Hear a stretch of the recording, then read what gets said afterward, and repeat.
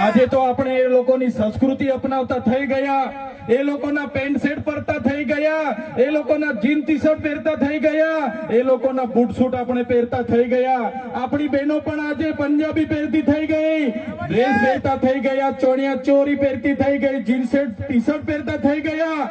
ત્યારે આવનારા દિવસોમાં આપણો દુશ્મન કોણ છે તે આપણને ખબર પડવાની નથી. ત્યારે આપણે મૌલિક નૈતિક મૂલ્યો આપણે જાળવવા પડશે, આપણી બોલી ભાષા આપણે સાચવવી પડશે, આપણો પહેરવેશ, આપણી સંસ્કૃતિ, આપણા વારસામાં મળેલી આપણી પરંપરાઓ, રીત રિવાજો આપણે સાચવવા પડશે. સાથીઓ, આપણા વિસ્તારમાં વૈશ્વિકરણના નામે જમીનો છીનવાય છે, ઔદ્યોગિકરણના નામે જીઆઈડીસી આવી એમાં જમીનો છીનવાઈ ગઈ, અને તમે જોઈ લો આજે ધર્માંતરણના નામે આદિવાસીઓને ભોળવામાં આવે છે, આજે શિક્ષણના નામે ધર્મના પ્રચારો થાય છે.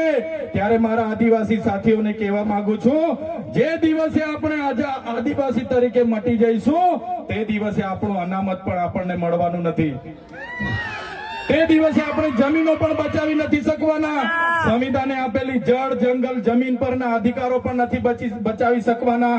ત્યારે આ લોકોને આપણે કહેવાનું છે કે આપણે હવે ઓરિજિનલ આદિવાસીની રીત રિવાજમાં, પહેરવેશમાં, આવા કાર્યક્રમમાં આપણા હજારો સાથે વાજિત્રો સાથે ઉપસ્થિત થયેલા છે.